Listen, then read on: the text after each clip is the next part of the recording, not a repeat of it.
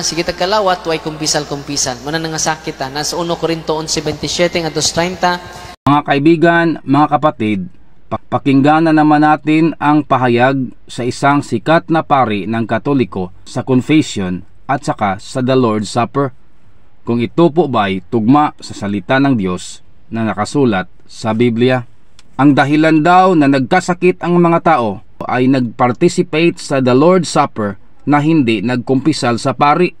At sabi pa niya, mababasa daw ito sa 1 Corinto Kapitulo 11, versikulo 27 hanggang 30. Mga kaibigan, mga kapatid, sundan natin ang kanyang sinabi kung ito po ba'y tugma sa salita ng Diyos na kanyang binabanggit sa 1 Corinto Kapitulo 11, versikulo 27 hanggang 30. Pero bago ang lahat, mga kaibigan, pakinggan muna natin ang kanyang pahayag sa kanilang video.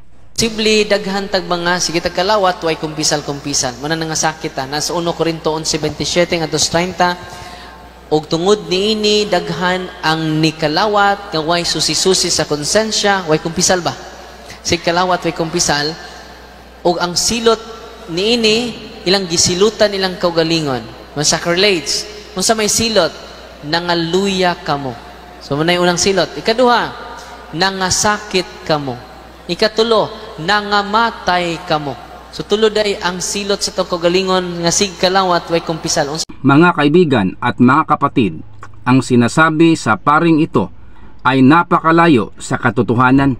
Hindi tugma sa bersikulo na kanyang binabanggit na mababasa sa 1 Corinto Kapitulo 11, versikulo 27 hanggang 30. Ang sinasabi ng paring ito ay hindi tugma sa salita ng Diyos na nakasulat sa 1 Corinto Kapitulo 11, versikulo 27 hanggang 30. Ang ganitong klaseng doktrina, ito ay imbento lamang sa relihiyon na Romano Katoliko.